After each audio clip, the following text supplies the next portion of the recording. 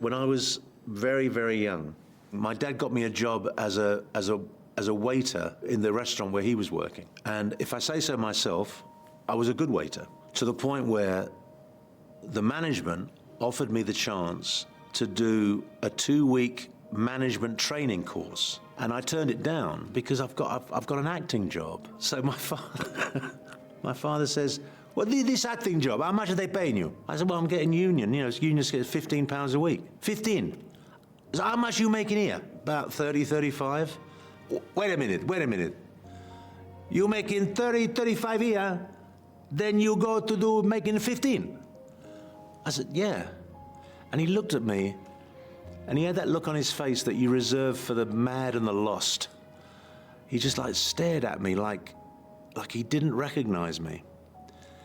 And the only thing I could say to him was, this is what I love, Dad. And he never quite got it. I did disappoint my dad. Yeah.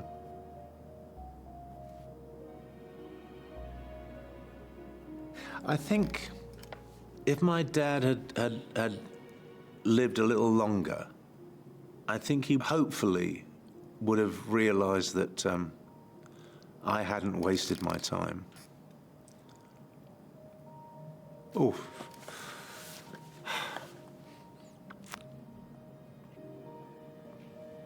Yeah. My father and I never really talked about my work. He wasn't kind of phoning me up and saying things like, so what are you up to? What's going on? Never had that kind of relationship.